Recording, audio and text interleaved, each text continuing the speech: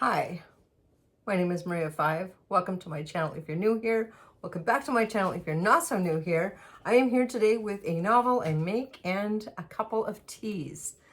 So the teas I will just show you, they are from my recent trip to, Edmonton and Calgary, but the tea I'm going to show you is from Red Deer, which is halfway between approximately.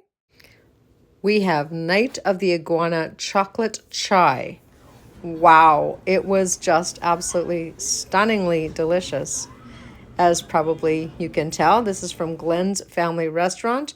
This is what it looks like with some milk in it, and it was to die for. This place has got so many varieties of tea, and sometimes they mix their own, but just a huge variety. Yeah, lots to look at, lots to sample. Some of the artwork on the walls. And they have these beautiful accessories just to look at.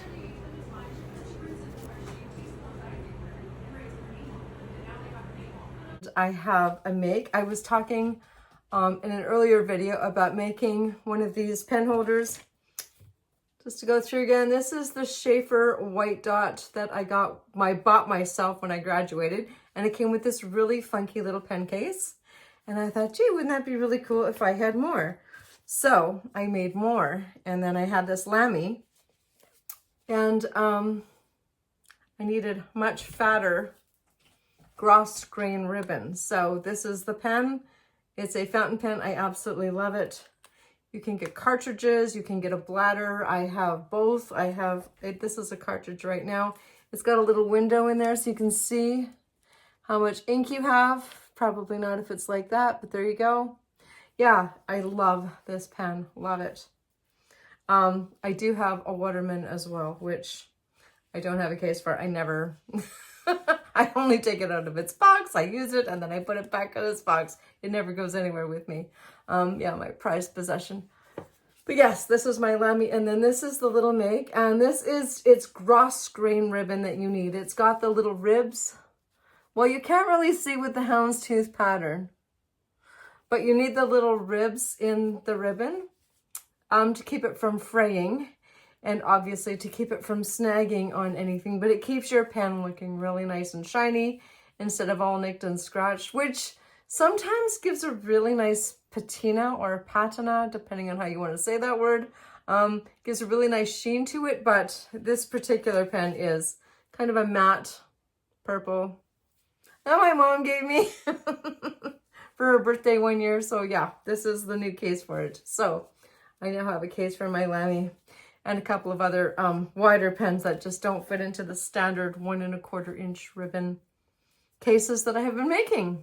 So without further ado, we shall get on with the novel. So the novel I have today is Life and Other Love Songs by Anissa Gray. This was published in 2023. This is her second novel. The first novel was called The Care and Feeding of Ravenously Hungry Girls. And that title, I'm sorry, that just intrigues me. I know they say never judge a book by its cover, but I'm intrigued. I'm not judging it, but I definitely think, especially given how wonderful this book was as a read, I probably will give it a go. Sometimes when an author is writing, the novel's just, wow, the first one. And then subsequent novels, not so much, or sometimes, as you saw in the last video, there was a bit of a lull with these authors that I really, really like, but their latest just wasn't, in my humble opinion, up to par, up to what I would consider a really good novel from a really good writer, and those novels just weren't really up to par. But that's okay. I will link that last video, Mad Honey, down below. And not that that's the book I'm talking about. Of course not. Mad Honey was absolutely wow. But this one, Life and Other Love Songs by Anissa Gray. It's her second novel. There are 2 points of view. Well, 3 actually, but for the majority of the book, 2 points of view. There's Trinity, who's the daughter, and Deborah, who's the mother. And then toward the end, you get the third person's point of view. and that's Oz Rose, namely Oz, sometimes known as Daniel or Dan. Yeah, he's got a lot of AKAs, otherwise known as. Yes, sometimes there's a little bit of him at the end. And so the point of view is really interesting, and it really, really works with the novel. There's also some subsidiary or secondary characters. There's Tommy, Pearl, and Willa May, and all of those characters, it's not a huge spans, but the characters you really do get, even the minor characters, you get to know them really well. So this author, Anissa Gray, has done a really good job of character development, in my opinion. Like, you really feel like you know these people, you know, or you know people like them. I mean, they're really personable, if you will. So we start off with a funeral. Deborah and Trinity have been living this life from their estranged husband / father for the last, I believe, 7 years. And it's just like, it's time. Deborah goes and talks to a friend of hers, her old manager. We'll get to that. And he says, you know, maybe just hold a funeral and just have some closure and move on with your life, because who knows about this guy. So she does. So we open with a funeral and everyone's talking, and Trinity doesn't really get it. She doesn't really think her father's dead. I don't know that anybody really thinks he's dead, but he has completely disappeared, completely gone, disappeared, nothing. On his 37th birthday, they had a cake and they had a celebration. Everybody was waiting for him to come home from work, and then he didn't, and he just never ever returned. So there's always this, you know, there's no closure, there's no anything. So we start with the funeral, and then the story moves on from there. And a little bit forward, but most of it's backtracking.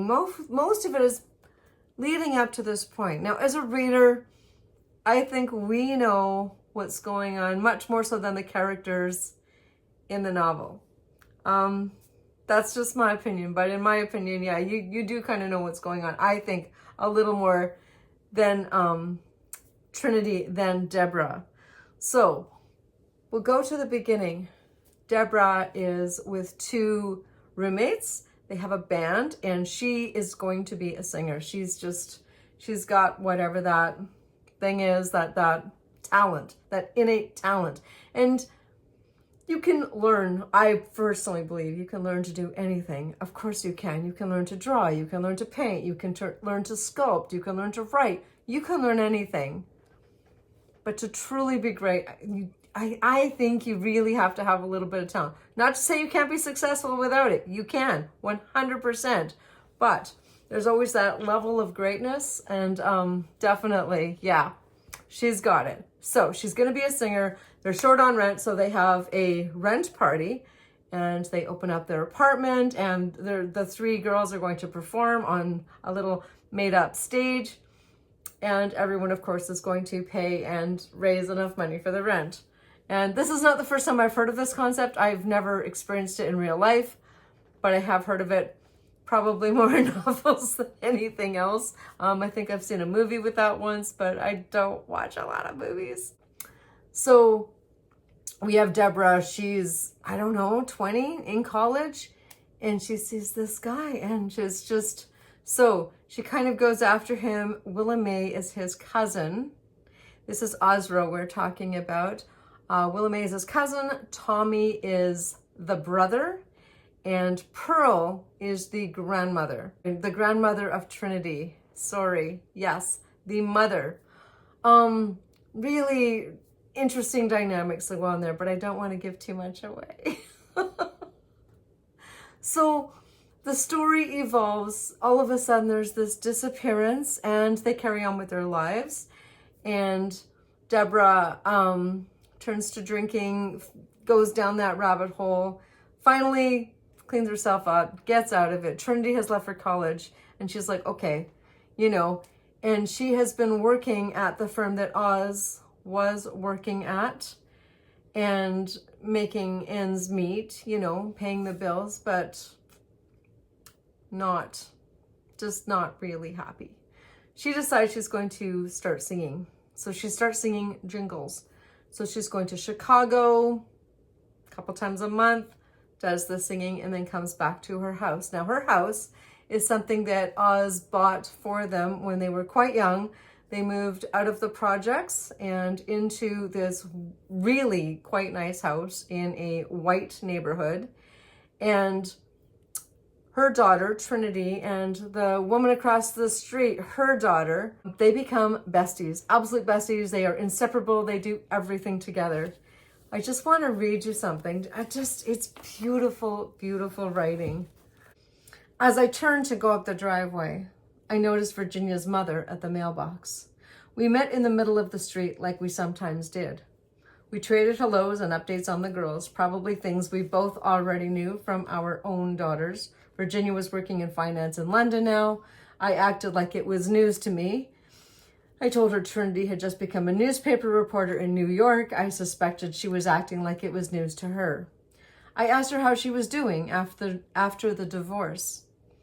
And then she asked how I was coming along, but never mentioned Oz.